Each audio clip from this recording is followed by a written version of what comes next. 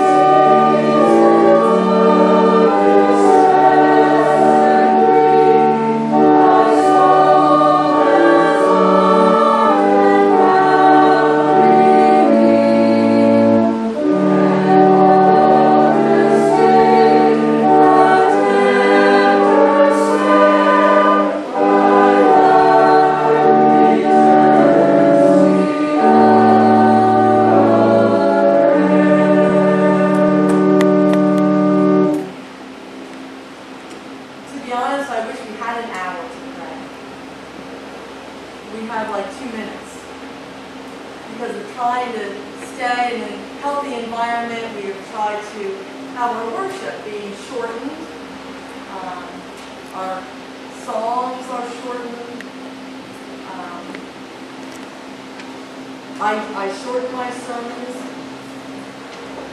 so that we can maybe spend 3 minutes in prayer. So, what I'm going to do though, is I'm going to start a prayer. Then I'm going to ask if we want to have something in our heart, we just want to lift it up.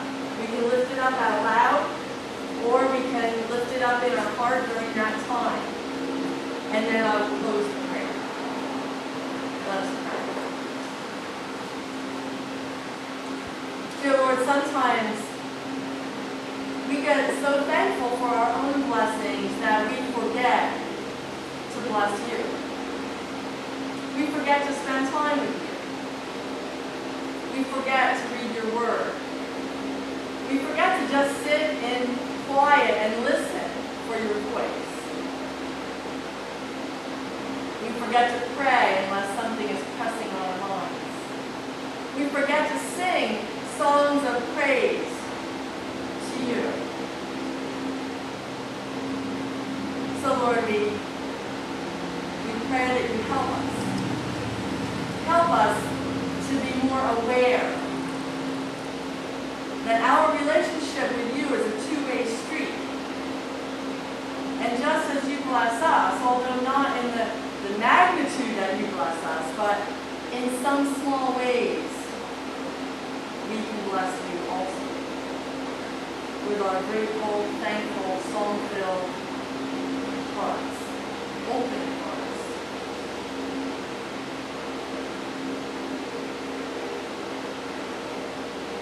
Lord, so much is going on in the world that I personally wouldn't even know where to begin or what to bring up first. I know wearing these masks is getting kind of old. And it's hard. This new normal of social distancing, it's hard. We pray you continue to guide us through it.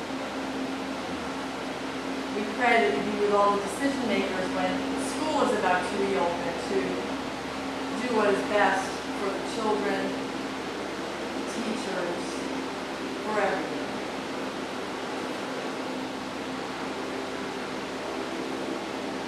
We pray you guide our government to make good decisions. We pray that you help us make good decisions.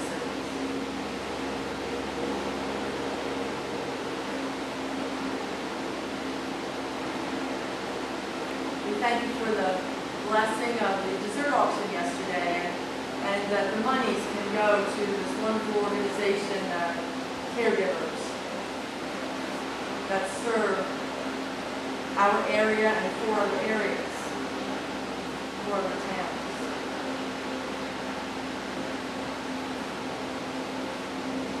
Please guide us and show us what else we can do, Lord, during this time of pandemic.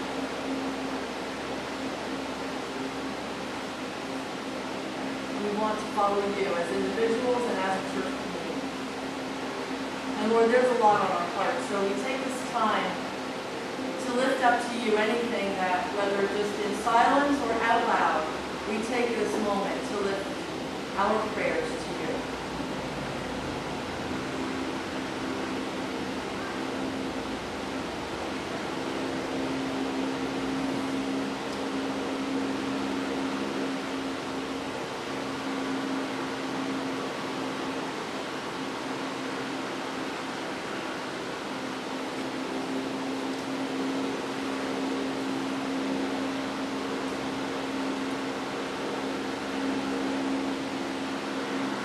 Pray all this in Jesus' name. Amen. As we come to giving our gifts, a portion of what God gives to us, and we give back to God for God's work. Although we welcome visitors this morning, please, we'd like you to know you're our guests, and there is no expectation. You're our guest, and we'd just like to make that known.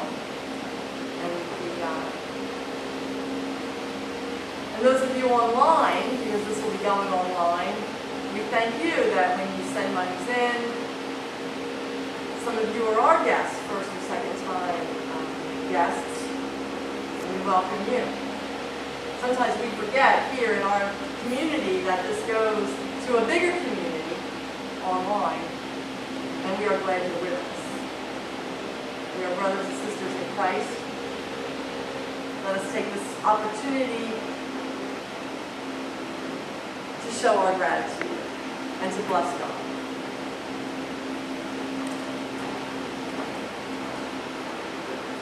I have to say, I love these 6-foot things. We might just keep them even after the fact. But they're there.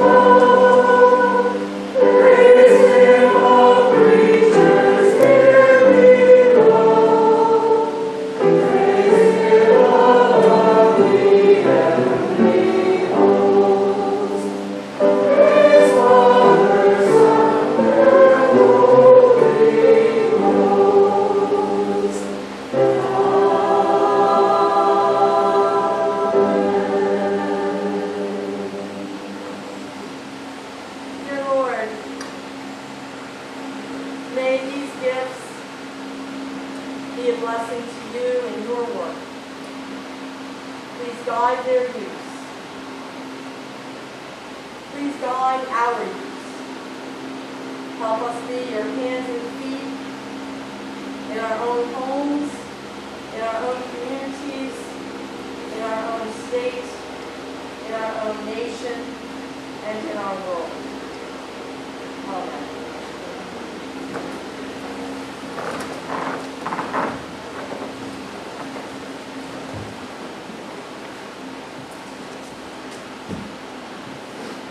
The gospel reading this morning is from Mark, the 5th chapter. And she may be making shorter sermons, but she's making longer stories, which is fine. I got to take it. And when Jesus had crossed again in the boat to the other side, a great crowd gathered about him, and he was beside the sea. Then came one of the rulers of the synagogue, Jairus by name, and seeing him, he fell at his feet and besought him, saying, "My little daughter is at the point of death. Come and lay your hands on her, so that she may be made well and live." And he went with him. And a great crowd followed him and thronged about him. And there was a woman who had had a flow of blood for 12 years, and who had suffered much under many physicians, and had spent all that she had, and was no better, but rather grew worse. She had heard the reports about Jesus, and came up behind him in the crowd and touched his garment. For she said, "If I touch even his garments, I shall be made well." And immediately the hemorrhage ceased, and she felt in her body that she was healed of her disease. And Jesus, perceiving in himself that power had gone forth from him, immediately turned about in the crowd and said, "Who touched my garment?" And his disciples said to him, "You see the crowd pressing around you, and yet you say, 'Who touched me?'" And he looked around to see who had done it. But the woman, knowing what had been done to her, came in fear and trembling, and fell down before him, and told him the whole truth. And he said to her, "Daughter, your faith has made you well. Go in peace, and be healed of your disease." While he was still speaking, there came from the ruler's house some who said, "Your daughter is dead. Why trouble the teacher any further?" But ignoring what they said, Jesus said to the ruler of the synagogue, "Do not fear, only believe." And he allowed no one to follow him except Peter and James and John, the brother of James. When they came to the house of the ruler of the synagogue, he saw a tumult, and people weeping and wailing loudly. And when he had entered, he said to them, "Why do you make a tumult and weep? The child is not dead, but sleeping." And they laughed at him. But he put them all outside, and took the child's father and mother, and those who were with him, and went in where the child was. Taking her by the hand, he said to her, "Talitha cum," which means, "Little girl, I say to you, arise." And immediately the girl got up and walked, for she was 12 years old, and immediately they were overcome with amazement. Here ends the story from the gospel.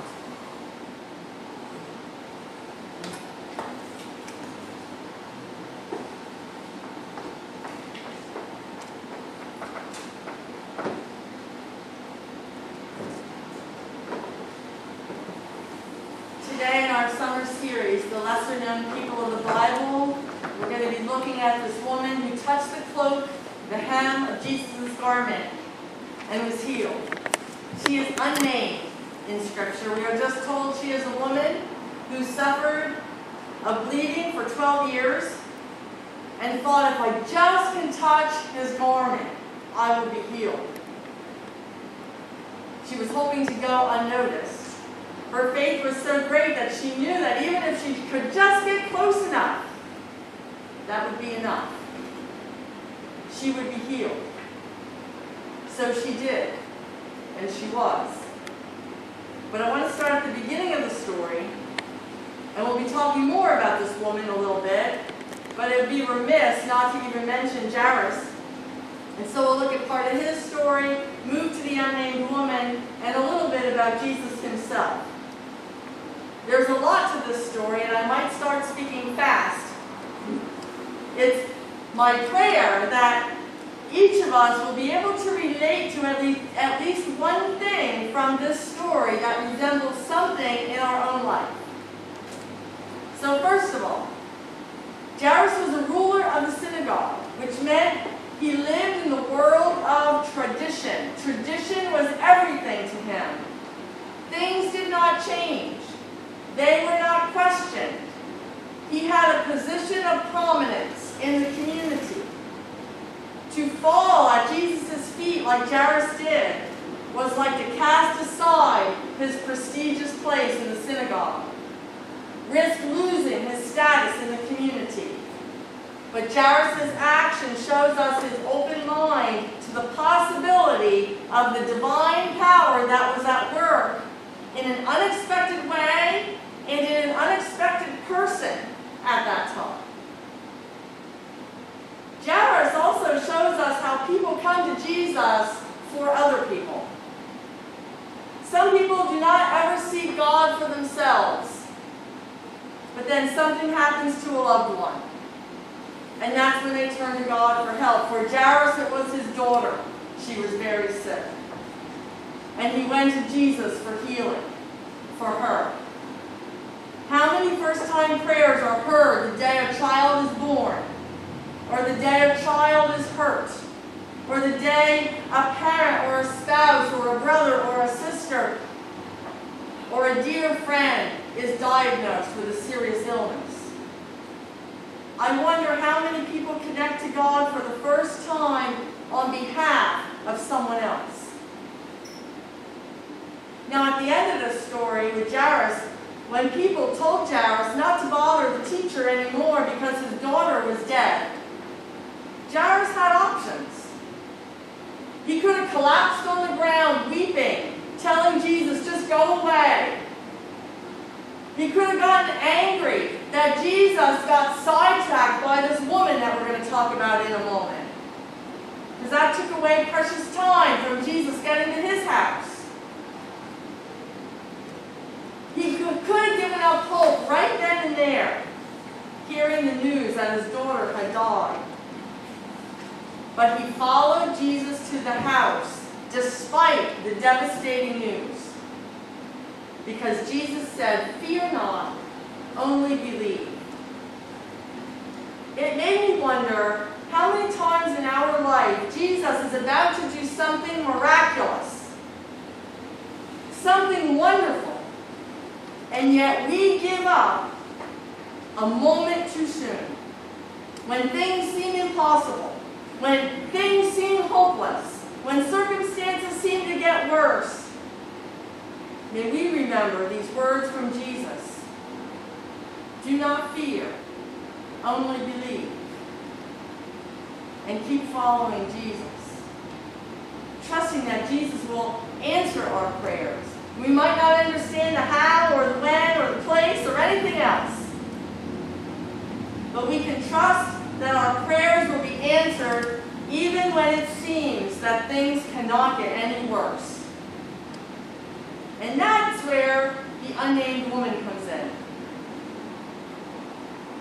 Things, I'm sure, seemed like it couldn't get worse. She had a bleeding disorder for 12 years. She went to the doctor and it only got worse. This woman had suffered so much, not only physically, but emotionally, because back in the 1st century, when a woman had her cycle, she could not be touched physically until 7 days after the bleeding stopped. That was the law. So if people knew about her disorder, they would have been distant. They would have talked with her, but no hug, no handshake, no comforting hand on the shoulder, no drying of the tears, similar to our current distancing from one another. But for this woman, it was 12 years. I can't help but wonder how she even knew how to seek out Jesus, or why to seek him out.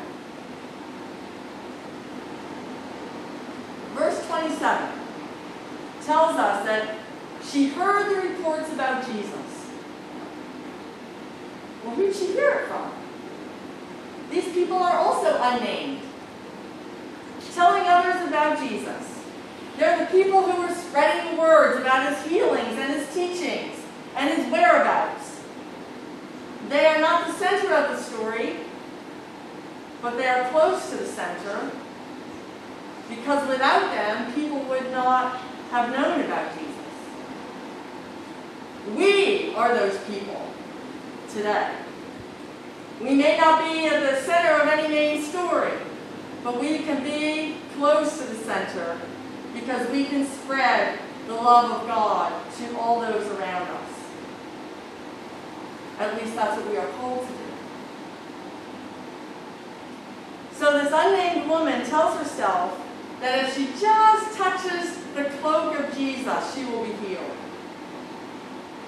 It was believed that touching the garment of a holy man had healing power in and of itself. You can read it in the book of Acts in chapter 19. It says that God did extraordinary miracles through Paul, so that even handkerchiefs and aprons that touched him were taken to the sick, and their illnesses were cured, and the evil spirits left them.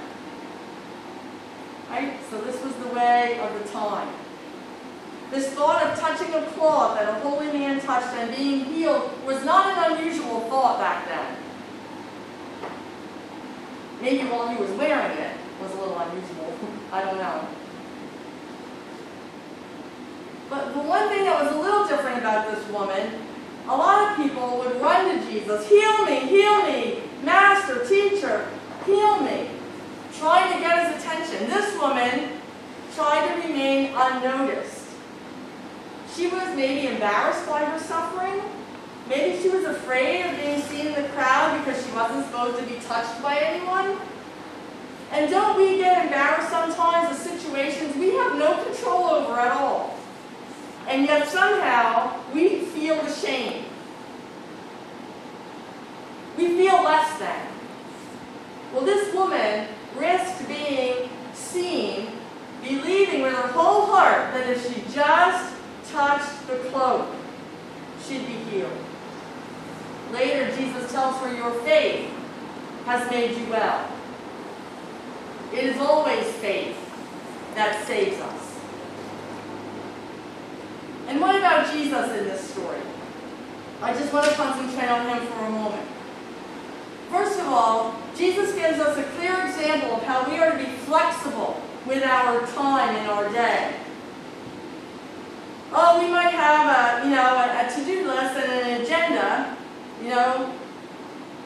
be up by a certain time. If we go to work or have lunch with a friend, dinner at 5, watch the news, make a phone call, or whatever's on our list, our to-do list for the day. Mow the lawn, that's on my list today.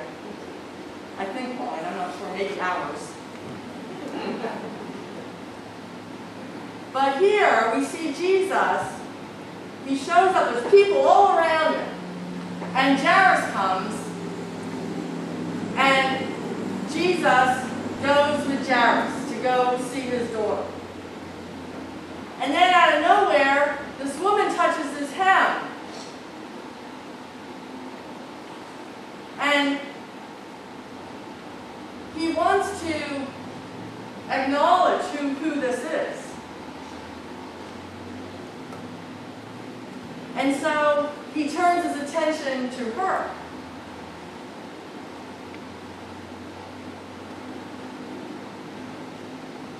What happens to us if we get interrupted in our day? Maybe we go with that one interruption, right? But then what if that interruption gets interrupted? Right? Is that when you start going, ah!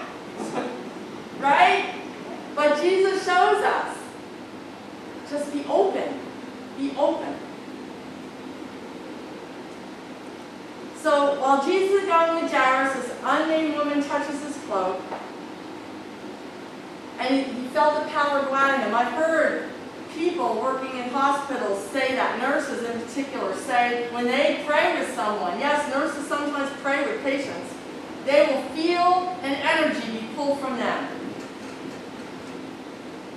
But Jesus didn't ignore this. He asked, who touched me? His disciples thought he was crazy because he's in this big crowd. But it shows how important we are as individuals to Jesus. He wants to know who's reaching for the hem of his cloak. He knows each of us. In the billions of his precious children in the world, each of us is important to him. And he knows when we're reaching out. So Jesus leaves the teaching crowds, and now he's on his way to Jairus' house. And finally he goes, and the girl is healed. There's so much in this story. I guess it's my hope that we all take from it that God will place something on our heart. Whether it's giving up our pride, like when Jairus threw himself down at Jesus' feet. Is it turning to God, perhaps for the first time on behalf of another? Is it wanting to trust Jesus just as things are getting worse? Do you need to hear the words, do not fear, only believe? Do you identify with one of the unnamed people who tells other people about Jesus? Do you need to touch the hem of Jesus for healing for yourself? Do you need to be more flexible with your days, with your time, more aware of the people around you? And I speak to myself with all of this as well. If you can relate to any of this, I'd like you to take that piece of cloth that was in your bulletin. Of course, I didn't give myself one. I'd like you to take that piece of cloth from your bulletin and hold it. The piece of cloth just is to represent the hem of Jesus' cloak. And in closing, I would like us to pray together the prayer that's found in your bulletin insert, and it will also be up on the screen. Let us pray. Dear Lord, help me give up my pride and follow you, depend on you, and tell others about you. Lord, sometimes it seems that things are getting worse instead of better. I don't understand it, but help me remember that I am not called to understand everything, but I am called to trust you. Help me hear your words. Do not fear, only believe. Help me, Lord, in my unbelief. Lord, help me be more aware and flexible in my days. Help me not just focus on being productive, but help me be sensitive to those around me who might need my help, who might need my time. Help me be guided in my day and be able to let go of my own agenda and embrace yours. As I clutch this piece of fabric, help me to envision reaching out and touching the hem of your garment. Heal me, O Lord. Amen. Let us join in singing verse 1, Heal Me, Hands of Jesus.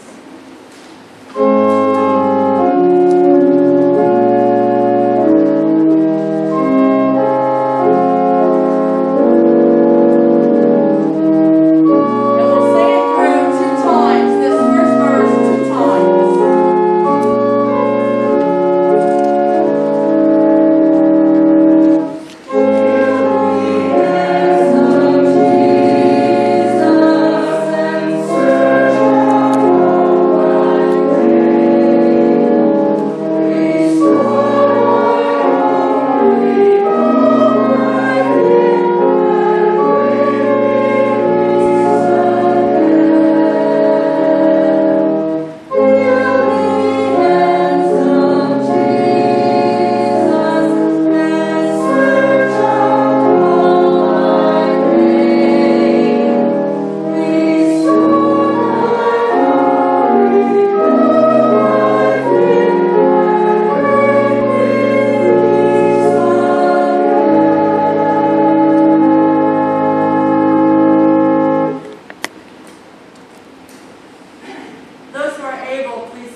rise for our closing blessing.